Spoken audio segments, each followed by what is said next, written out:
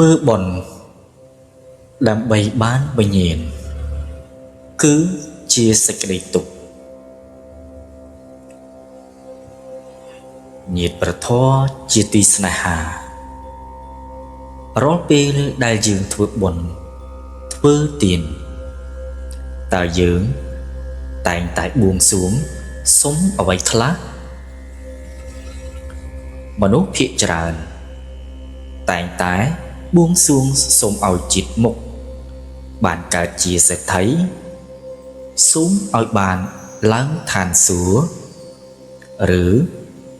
សូមឲ្យមានរូបសម្បត្តិស្រស់ស្អាតការបួងសួងបែបនេះហើយដែលតាមផ្លូវព្រះធម៌ហៅថាការធ្វើបុណ្យដើម្បីទាញយកវិញ្ញាណឬទាញយកកំណើតថ្មីប៉ុន្តែតើលោកអ្នកដឹងទេថាទោះបីជាយើងកើតជាសេដ្ឋីឬកើតនៅឋានសួគ៌ក៏ដោយឲ្យតែមានការកើតគឺច្បាស់ជាត្រូវមានការចាស់ការឈឺការស្លាប់និងការព្រាត់ប្រាសខ្ជាប់មកជាមួយជានិច្ចការធ្វើបុណ្យដើម្បីប្រាថ្នាចង់កើតទៀតគឺប្រៀបដូចជាយើងខំប្រឹងធ្វើការសន្សំលុយយកទៅទិញគុកមាសយកមកឃុំឃាំងខ្លួនឯងអញ្ចឹងដែរទោះបីគុកនោះ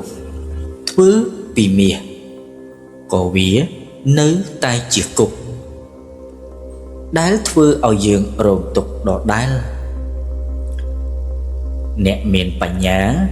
ធ្វើបុណ្យមិនមែនដើម្បីបាននោះទេតែលោកធ្វើបុណ្យដើម្បីឲ្យអស់ទៅវិញទេ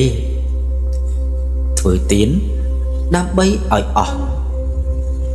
សេចក្តីកំណាច់រក្សាសិលធ្វើដើម្បីឲ្យអស់កំហឹងនិងការបៀតបៀនលោកធ្វើបុណ្យដើម្បីទម្លាក់ចោលការប្រកាន់មិនមែនធ្វើបុណ្យដើម្បីទិញសម្បត្តិបន្តការរងទុក្ខក្នុងវដ្តសង្សារទៀតឡើយ